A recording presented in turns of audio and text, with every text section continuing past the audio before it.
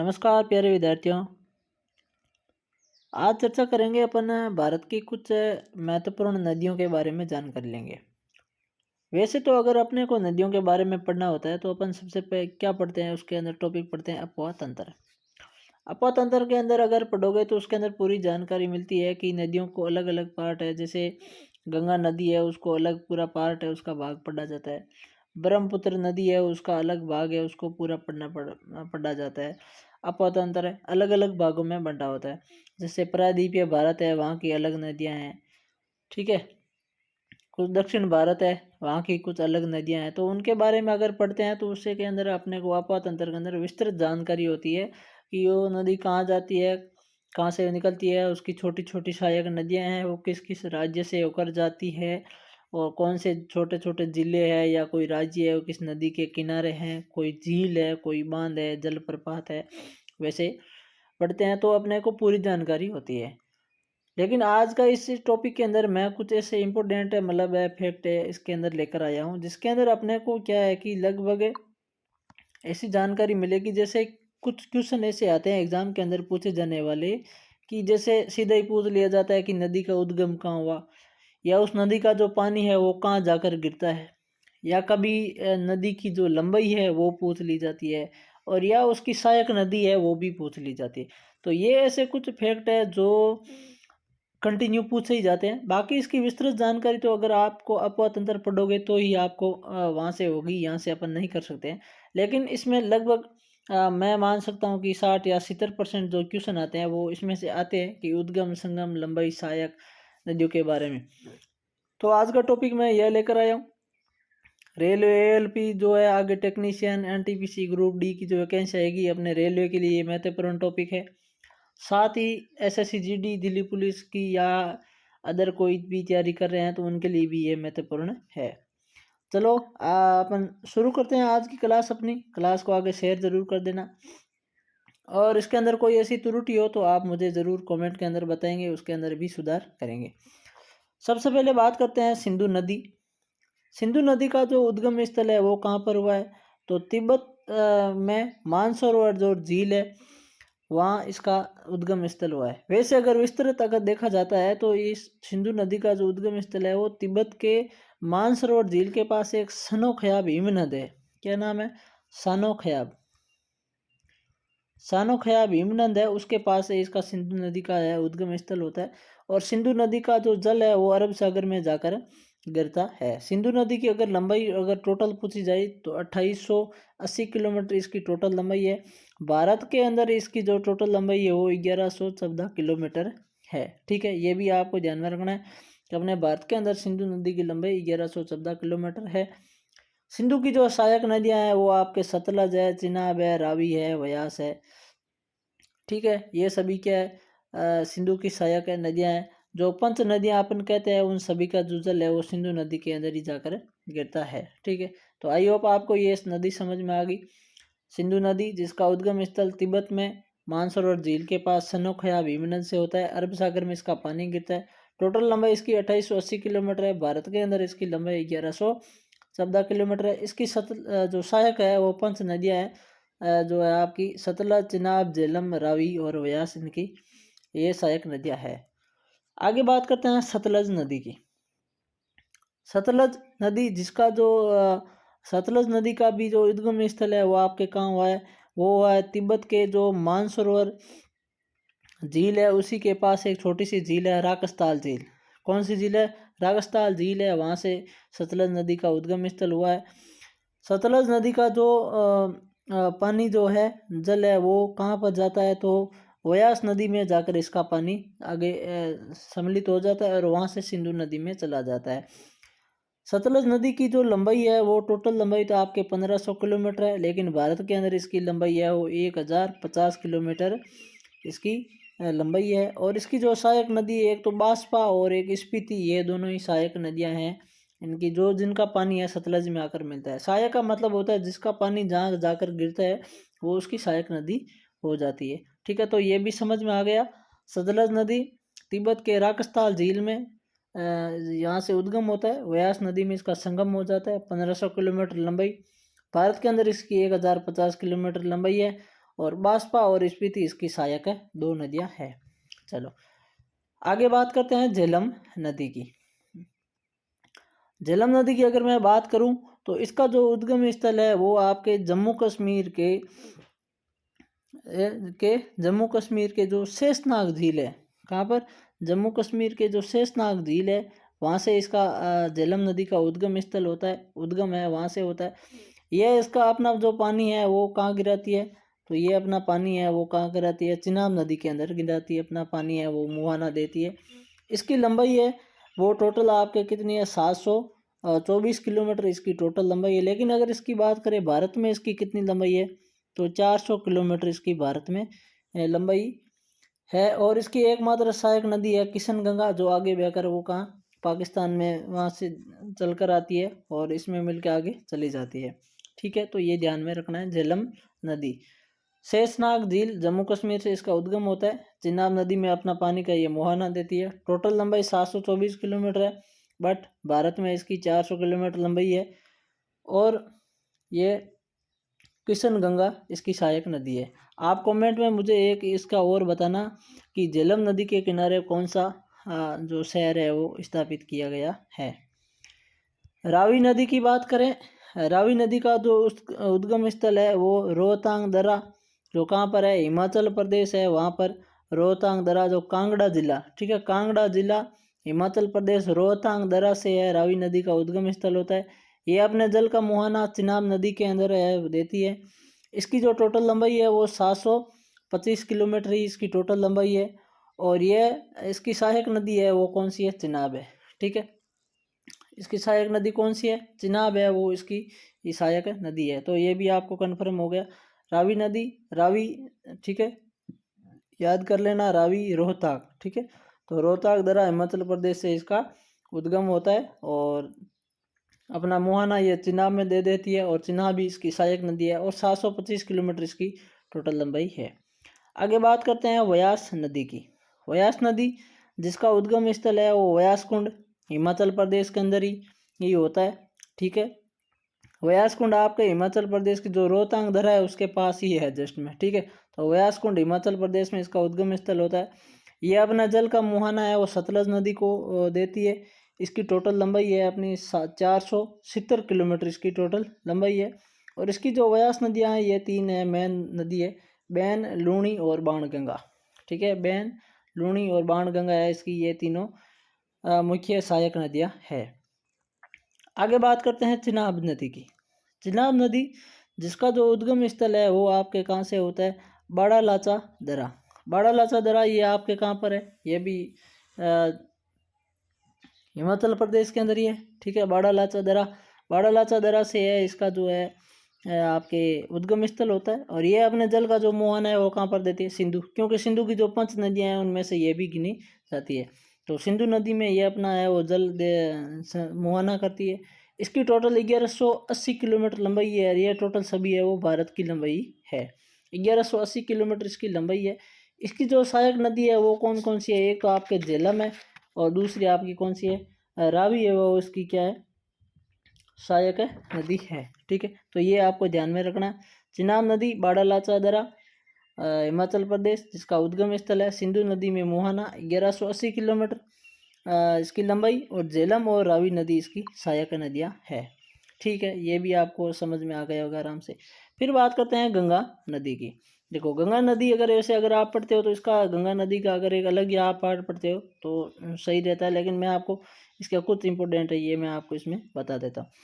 गंगा नदी जिसका उद्गम स्थल है वो गोमुख हिमानी, जिसे वो है गंगोत्री के पास, कहाँ पर है, गंगोत्री, गंगोत्री के पास गोमुख हिमानी है, वहाँ से इसका है वो आपके उद्गम स्थल होता है। बंगाल की खाड़ी में जाकर ये गंगा नदी आगे मिल जाती है। इसकी टोटल जो लंबाई है वो 2525 किलोमीटर है, और भारत के अंदर सबसे जो अधिक लंबाई है वो गंगा नदी की है।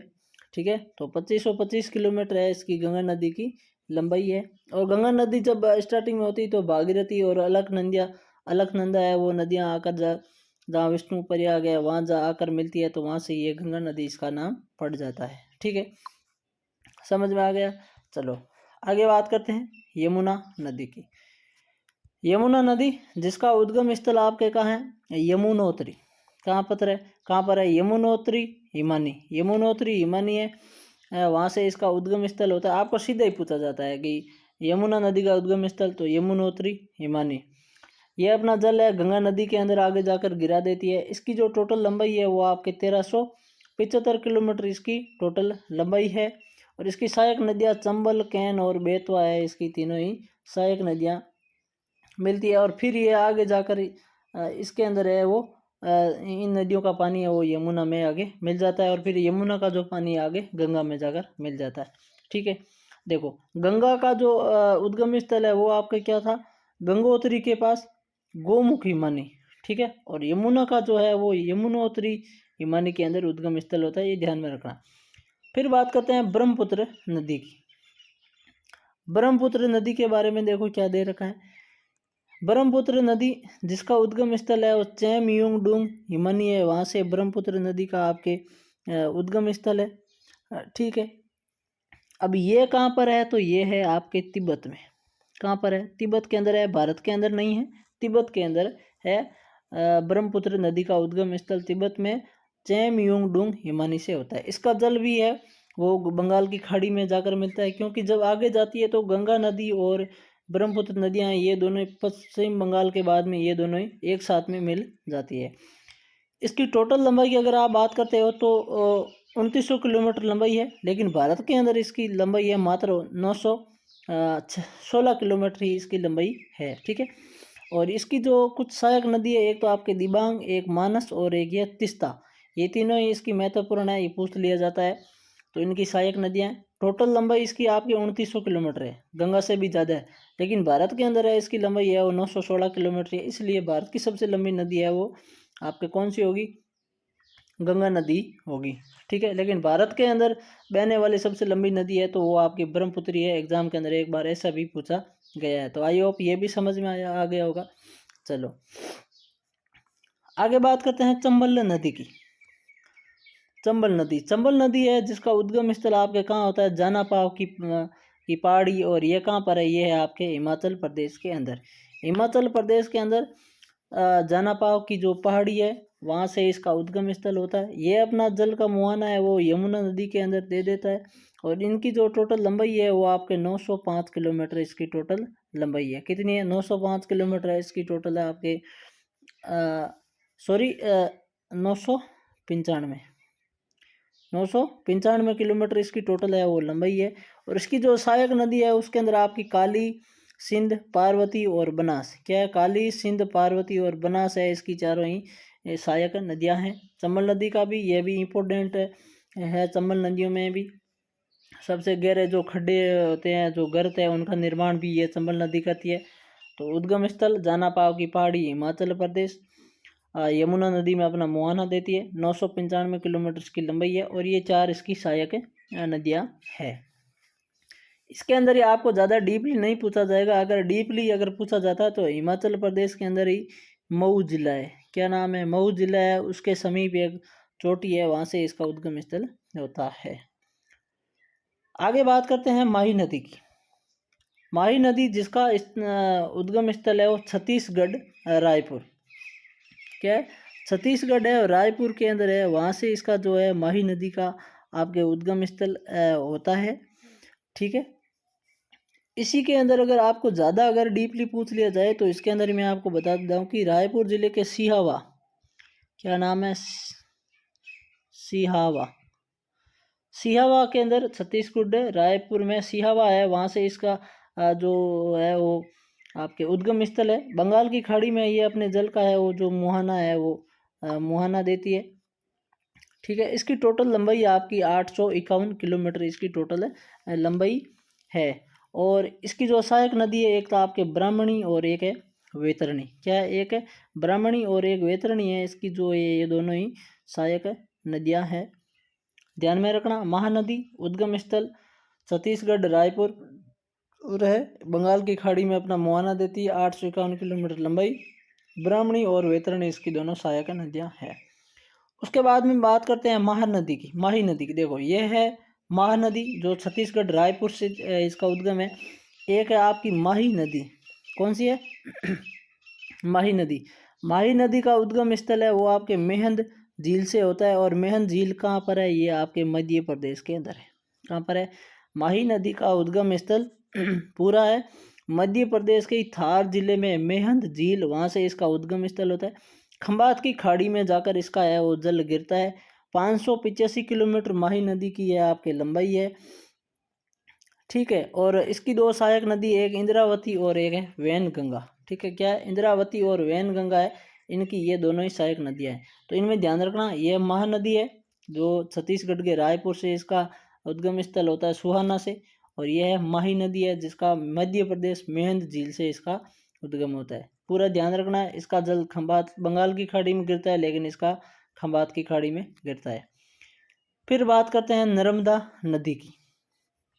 नर्मदा नदी की अगर आपने बात करते हैं तो नर्मदा नदी का जो अपना उद्गम स्थल है वो कहाँ से होता है? सबसे पहले तो वो देखते हैं। नर्मदा नदी का उद्गम स्थल होता है आपके अमरकटक की पहाड़ियाँ। अमरकटक की पहाड़ियाँ जहाँ से इसका उद्गम स्थल होता है। खंबात की खाड़ी में जाकर इसका जो जल का मोहन है वो खंबात की खाड़ी में जाकर गिरता है। और 1312 किलोमीटर इसकी टोटल लंबाई है नर्मदा नदी की। ठीक है, नर्मदा नदी पर ही जो आपका जो धुआंधार जलप्रपात है वो बना है। ठीक है, धुआंधार जो जलप्रपात है वो आपके नर्मदा नदी पर बना है। तो इसका एक तो आपको ध्यान रखना है, अमरकटक की जो पहाड़ियाँ हैं, ठीक है, वहाँ से इसका उद्गम स्थल होता है, और खंबात की खाड़ी में ये अपने जल का मुहाना देती है। 1312 किलोमीटर इसकी लंबाई है, और धुआंधार जो जलप्रपात है वो इसके ऊपर बना हुआ है। इसके अंदर जो सहायक नदी है वो ज़्यादा इम्पोर्टेंट नहीं थी, कोई एग्ज़ाम के अंदर जो पूछने के लायक जो नदियाँ हैं सहायक में नहीं पूछी है, तो उसमें से के है वो लिखने में कोई ऐसा फ़ायदा नहीं है। तो इसकी जैसे ऐसी कोई नदी नहीं है जो मतलब काफ़ी कुछ बड़ी नदियों में मिलती है या उसकी टॉपिक के अंदर लेते हैं चर्चा, तो वो है नहीं। ठीक है, तो ये आपको थोड़ा ध्यान में रखना है। इसका ये उद्गम स्थल है वो काफ़ी बार पूछा जाता है, अमरकटक की पहाड़ियाँ। फिर आगे बात करते हैं बनास नदी की। बनास नदी जिसका उद्गम स्थल है खमनोर की पहाड़ी राजसमंद, जो आपके राजस्थान के अंदर आती है। ठीक है, वहाँ से इसका उद्गम स्थल होता है। ये अपने जल का मुहाना है आपके चंबल नदी के अंदर जाकर देता है। इसकी टोटल लंबाई 480 किलोमीटर है। इसकी जो कुल सहायक नदियाँ वो काफ़ी है, बेड़च, खारी, कोठारी, मानसी और मोरेल। क्या है? बेड़च, खारी, कोठारी, मानसी और मोरेल है इसकी सहायक नदियाँ हैं। बनास नदी खमनोर की पहाड़ियाँ राजसमंद राजस्थान में इसका उद्गम स्थल होता है, और ये चंबल नदी में जाकर अपना जल गिराती है, यानी ये चंबल की भी सहायक नदी है। टोटल लंबाई 480 किलोमीटर है, और इसकी सहायक नदियाँ आपको ध्यान में रखनी, बेड़च, खारी, कोठारी, मानसी और मोरेल। फिर आगे बात करते हैं लूनी नदी की। लूनी नदी जिसका उद्गम स्थल नागपाड़ अजमेर से होता है। ये कच्छ के रण में जाकर आगे मिल जाती है गुजरात के पास। 320 किलोमीटर इसकी टोटल लंबाई है। इसकी सहायक नदी जवाई, सूकड़ी और जोजड़ी। जवाई, सूकड़ी और जोजड़ी इसकी है सहायक है, तीनों ही नदियाँ हैं। आगे बात करते हैं सोम नदी। सोम नदी जिसका उद्गम स्थल है अमरकटक की पहाड़ियाँ से होता है मध्य प्रदेश, और वहीं से ही अपना नर्मदा का भी होता है। कहाँ से होता है? नर्मदा नदी अमरकटक की पहाड़ियाँ मध्य प्रदेश, उद्गम स्थल होता है वहीं से ही। पहाड़ है वहाँ से एक साइड नर्मदा का उद्गम होता है, और दूसरी साइड ही सोन नदी का भी उद्गम स्थल होता है। इसका जल है गंगा नदी के अंदर जाकर ही मिल जाता है, और 780 किलोमीटर है इसकी टोटल आपके लंबाई है। ठीक है, आगे बात करते हैं सोम नदी की। सोम नदी जिसका उद्गम आपके बीछा मेड़ा उदयपुर से होता है। बीछा मेड़ा की जो पहाड़ी है वहाँ से होता है, उदयपुर राजस्थान के अंदर है, वहाँ से इसका उद्गम स्थल होता है। माही नदी में जाकर इसका वो जल आगे गिर जाता है। इसकी टोटल लंबाई आपके 40 किलोमीटर है। इसके सहायक नदियाँ दो है, एक गोमती और एक है जाखम। क्या है? गोमती और जाखम इसकी दोनों सहायक नदियाँ हैं। आगे बात करते हैं कृष्णा नदी की। कृष्णा नदी जिसका उद्गम स्थल महाबलेश्वर पश्चिमी घाट, कहाँ पर है? महाबलेश्वर जो पश्चिमी घाट है ये, यहाँ से इसका है वो उद्गम स्थल होता है। बंगाल की खाड़ी में जाकर इसका जल है वो आगे गिर जाता है। इसकी टोटल लंबाई आपके 1401 किलोमीटर है। क्या है? 1401 किलोमीटर। ये दक्षिण भारत की दूसरी सबसे लंबी नदी है। क्या है? दक्षिण भारत की दूसरी सबसे लंबी नदी है। इसकी सहायक नदियाँ भीमा, मूसी, तुंगभद्रा और अमरावती। क्या है? भीमा, मूसी, तुंगभद्रा और अमरावती। ये तुंगभद्रा पर कौन सा जलप्रपात है आप कमेंट में मुझे बताना। ठीक है, जलप्रपात बना हुआ है। ये इसकी सहायक नदियाँ हैं। ये भी ध्यान में रखना है। चल दोबारा बता देता हूँ। कृष्णा नदी महाबलेश्वर पश्चिमी घाट से उद्गम स्थल, बंगाल की खाड़ी में जाकर इसका जल गिरता है। 1401 किलोमीटर लंबाई है, दक्षिण भारत की दूसरी सबसे लंबी नदी है। तुंगभद्रा, अमरावती, भीमा और मुंशी इसकी महत्वपूर्ण सहायक नदियां हैं। आगे बात करते हैं गोदावरी नदी की। गोदावरी नदी जिसका उद्गम स्थल नासिक महाराष्ट्र से होता है, बंगाल की खाड़ी में जाकर इसका जल है वो गिरता है। 1465 किलोमीटर इसकी लंबाई है और ये दक्षिण भारत की सबसे लंबी नदी है। दक्षिण भारत की सबसे लंबी नदी है वो गोदावरी है। इसके सहायक नदियां पैनगंगा, इंद्रावती और सबरी। पैनगंगा, इंद्रावती और सबरी है, ये तीनों इसकी सहायक नदियां हैं। इसकी लंबाई 1465 किलोमीटर है। नासिक महाराष्ट्र इसका उद्गम स्थल होता है और बंगाल की खाड़ी में ये अपना मुहाना देती है। आगे बात करते हैं कावेरी नदी की। कावेरी नदी जिसका उद्गम स्थल ब्रह्मगिरी पहाड़ी कर्नाटक से होता है, ठीक है, ब्रह्मगिरी पहाड़ी कर्नाटक से इसका उद्गम स्थल होता है। बंगाल की खाड़ी में जाकर ये अपना मुहाना देती है। 800 किलोमीटर इसकी लंबाई है। इसकी सहायक नदी हेमावती, सिमसा और अमरावती। क्या है? हेमावती, अमरावती और सिमसा इसकी सहायक नदी है और ये दक्षिण भारत की तीसरी सबसे लंबी नदी भी है, ठीक है, ये भी ध्यान रखना है। दक्षिण जो है दक्षिण की गंगा है जो आपके गोदावरी नदी है, इसको भी कहा जाता है। दक्षिण भारत की गंगा है वो आपके कावेरी नदी है, इनको भी कहा जाता है, ये भी ध्यान में रखना है। फिर बात करते हैं तुंगभद्रा नदी की। तुंगभद्रा नदी जिसका जो उद्गम स्थल है वो कर्नाटक के जो भाद्र नदी है वहाँ से इस नदी का है उद्गम स्थल होता है।